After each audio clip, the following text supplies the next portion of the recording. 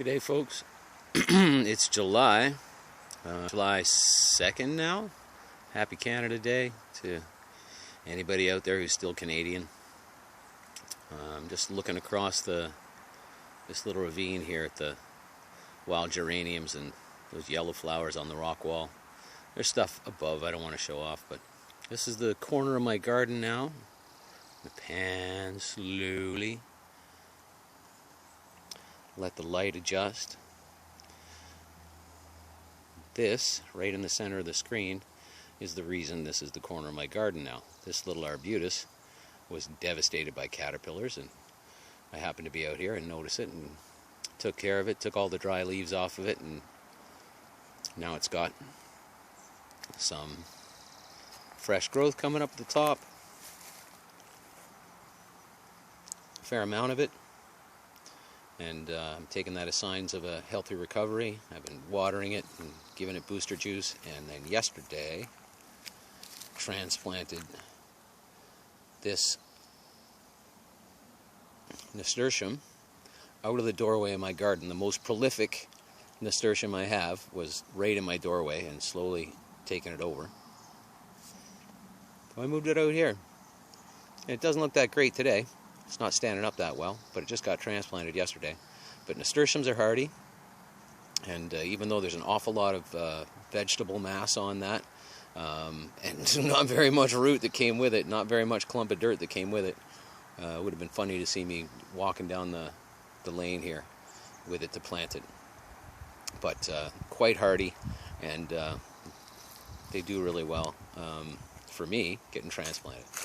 So this is now the far corner of my garden, and I've had to figure out how to make my hose get that far. Now let's see if I can pan and show off. Let the light adjust. That's in the distance. Oh. Another blackberry patch across the hollow there. And pan back towards my garden and approach what you have already seen if you've been paying attention.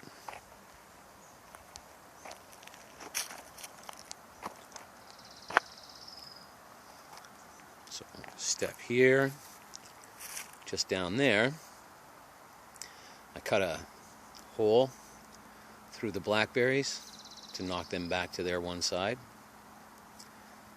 And just before they started flowering, or as they were flowering, and sort of knock them back into their space where they're going to be contained. And then watered them, of course, so they bring on lots of flowers and lots of berries. And in the cleaning up, I isolated, there's a thimbleberry out of the blackberries. Down below it is a couple of salmon berries. And of course there's others of those that I will point out that have been rescued from the blackberry bramble. So there's a corner of my garden that I have showed before. I'll step over to it and show the development. This maple tree in a pot that I put out here because the ants were farming it. Well, they've abandoned it. I guess they took it too far away. But it's got all kinds of prolific growth just coming out of that pot. Mints, nasturtiums, the maple. I don't know if I want mint getting into the ground out here, but so be it. At least it's on a corner. And then this has recovered well from its transplant. And there you can see sort of the state of the blackberries. Looks like a mess here because that's just behind the garden. I'll step back from this a bit, get a better view.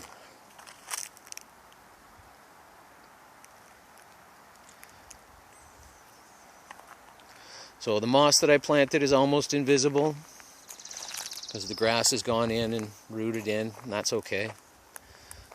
Those purple cornflowers there in the front, the clover that I planted that spread out all across that bed. It really likes it there. There's a mugwort right there my friend brought.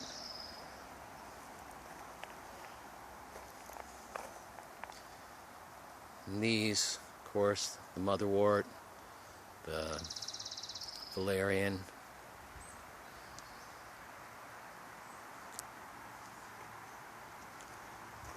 move closer to the corner.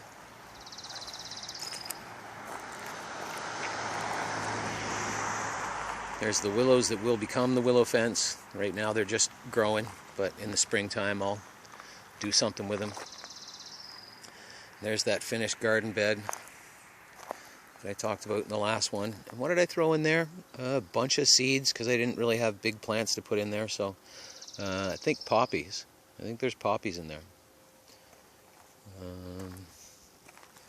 So step back here and see if I can get a shot of that. Nice and clean. We'll have to see how that is in the light later.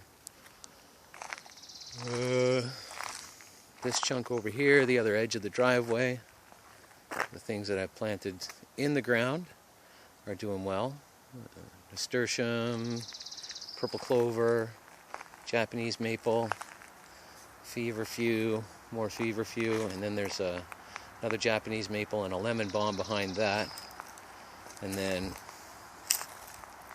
there was a thing in there that I've moved, thankfully, because I just want that green space sort of back, and expanded the corner of my garden by transplanting another nasturtium that was in the doorway of my garden. And the second most profuse nasturtium in my whole garden is the first and second were the ones who were grown where it was least convenient for me. So this one's out by the corner of the neighbor's fence, marking the other edge of the garden territory.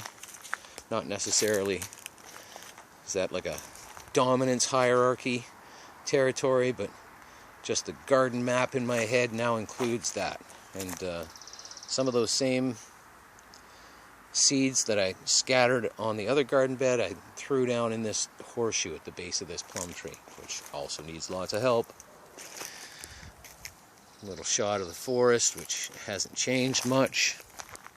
Let's see if I can get a longer distance view of that. Stop moving for a second. That's lavender, the purple flowers. There's willow in there and oaks in there, black walnut. Down here is a fuchsia that I've been tending for a number of years, and right beside it, to its right, no, its left. You're right. More volunteer mints. And some rosemary from the Fire Hall rosemary, which seems to be even happier out here with all these plants and foresty things. So those are doing well. And then I'm going to turn back around and look back across the driveway at that corner garden. That pink right in the middle, that's the zinnia. One of two, one survived. That one lived. I gave it a sniff the other day, but it didn't smell like much. That's the path that I made out of the rubble that I sifted from the ground. And that's my tobacco patch just beside me. But let's get this grandmother thistle on video, if I can. The honor thistle in my garden, because thistle is such a big part of the food that I feed my garden. And the plant itself does miraculous work for the soil by putting these huge deep tap roots down in, and bringing up mineral material and for the plants that would not normally be available, and also creating pathways into the earth so other things can dig down deep. Anything of note there? My self-heal doesn't look happy. Doesn't look happy. Looks dry and yellow, and it's missing something. Dirty earth, maybe. And this is the inside of that garden bed. That's a curry plant. Last year, where those flowers are on it, that was the only thing that was living on the plant.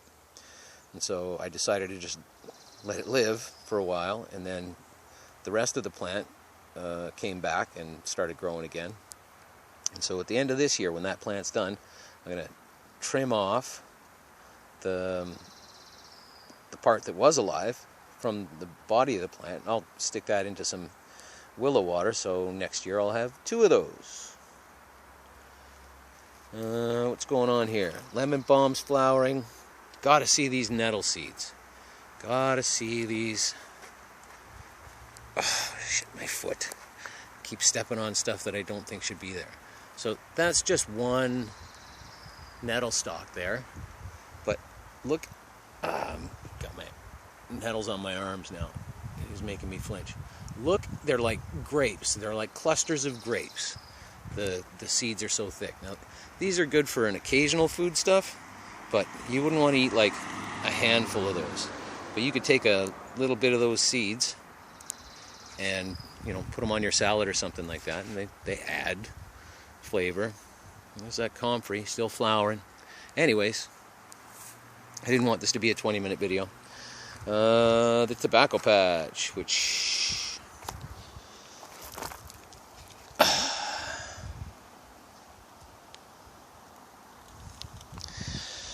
it is either one big fast slug that I'm not catching, or a whole bunch of really small ones that I'm not seeing. But they're doing their damage. Even still, it's in partial harvest, but you know, I have harvested a bunch of fat tobacco leaves like that one so far, bigger than that one. Let me put my hand down for a comparison. All right. So I have harvested a bunch that are double that size, and I'm going to show off my Hillbilly tobacco drying shack.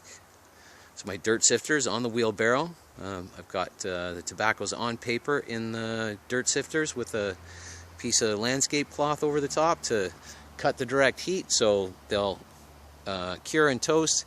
And yesterday's problem of figuring out how to keep these things moving, no longer a problem.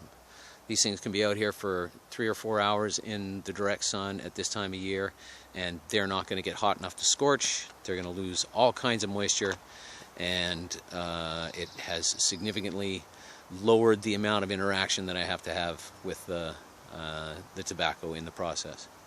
We'll see how that keeps working over the course of the next couple of days. Here, beside it, see if it's in the light okay. That squash is doing well. The squash that Sam brought and was going to go back to his garden. I just ended up planting it here. There's a potato that's doing fine in there. This I thought was a potato. This is called a solanum, which is like a really small cherry tomato that's so delicate that you couldn't consider harvesting it and giving it to anybody. The only way to eat them is like right off the plant, because when you pluck the berries off the plant, the juice is already coming out and the seeds are already coming out. So, but they're tasty and they grow like tomatoes with these really small, beautiful cherries. And there's other stuff going on in there. My strawberry fiasco. Things are happening. And now I'm gonna turn. Oh, I wanted to show off the blackberries.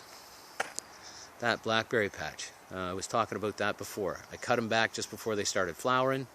They'll need to be cut back more because they're blackberries, but like there was a big cut back, and so cleared the pathway down there and getting that plant, which is a salmonberry that's sticking out. You can see the difference in the color of the leaves. And then over here, there's a fine thimbleberry in the front of all those blackberries. You can tell it's got a different color and method of growing. I can't tell in the camera how good a picture of it I'm getting. The blackberries, cut them back before they flower, water them when they start to flower. When they're finishing flowering, stop watering them, and then they'll have enough water in the earth to make all the berries. And you don't have to worry about them. You'll get them big and juicy to begin with, so if they end up getting more water than they should, they're not going to split and mold and stuff like that. It's sort of actually hardening up the berry for either future drought or future, what's the opposite of drought? Deluge. There we go. So if we happen to, many times it's happened that we've gotten rain at the wrong time for blackberries, and you have a big beautiful crop that'll go to mold. So trying to just work around different ways to see about gently assisting the earth to bring forth more abundance. Okay, turn around and get a picture of my garden. There's the valerian on the corner. Of course, a front face view. I don't know if you can see well how big that motherwort has gotten in the front. I had to tie it back because it just got so heavy and was leaning so far out from the fence.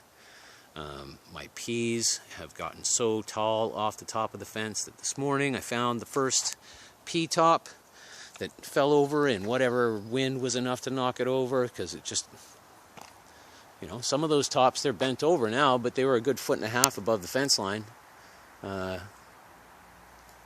Just trying to find more stuff to climb on. And of course, at some point, their weight's going to be too much for themselves and they're going to fall over. But I'm happy for the abundance. I'm happy for that thick wall of peas that, you know, every time I go to it, I'm getting handfuls of peas off it now. So, and that's not including the ones that I miss that are going to, you know, make full peas that I'll either eat fresh or keep for seeds or keep to cook later. The nasturtiums, it was helpful to bring them out front. I should have done it sooner.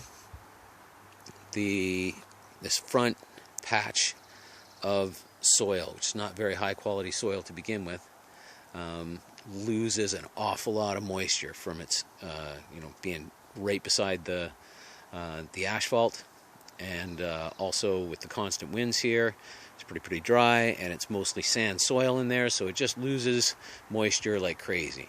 And so we're a little bit warm, and even though the motherwort has been well watered and has deep roots into that soil, this time of day can't get enough water fast enough. It's just not there anymore. So as the shade of the day starts to move onto the gardens, the things that need to be watered twice a day, they're going to get watered. But it's a while yet before that shadow. No, it's not going to get there today. The sun's moving differently. There we go. There's a pea. There's a pea. There's a pea. Just the right size. This one might be a little bit fibrous. No, it's fresh today. That grew from something that you know, was just a itsy bitsy yesterday. But right,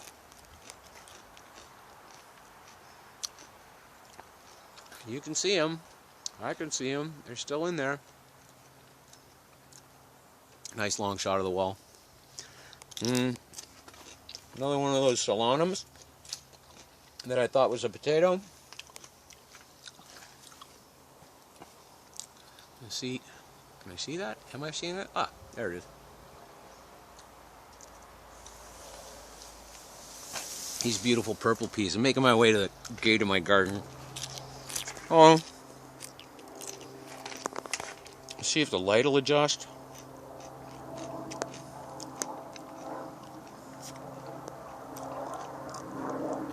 There's my girls. Some of them haven't differentiated yet. But some of them are girls. The nasturtiums that I saved yesterday, still alive well. There's my red nasturtium. Can't wait for that to take off. That's my favorite color in nasturtiums. Some other stuff I started, things I'm waiting to see if they're going to live or not. My yew trees. I wonder if I can get a shot of that. I don't want to turn the camera and mess up the perspective. Let's see. What are we looking at there?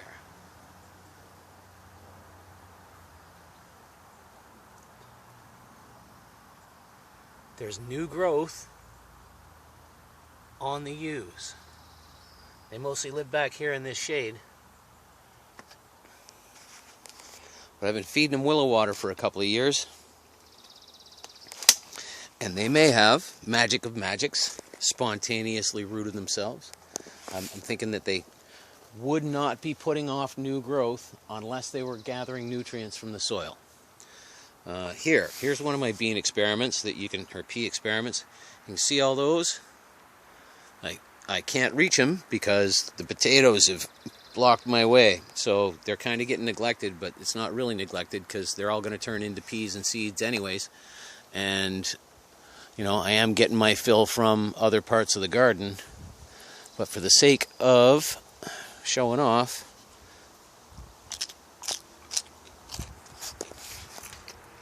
potato park is giant. Potatoes are escaping, migrating. There's another shot of my girls, if you can see it. I don't know about the light, but see some of them purple peas? Those are not snap peas. Those are not eating for right now. Those are for letting grow the full peas and shelling and keeping for seeds. Fava beans. My fava beans are making beans. I know, I saw them. I don't know if you can see that.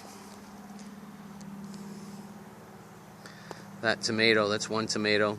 It's Principe Borghese my friend gave me. And then this other one, probably a pasting tomato. And then over here, maybe you can see it in the green. That's my OG, which, you know, doesn't have any fruit on it yet. You can't really tell. These fava beans. There are some beans on it.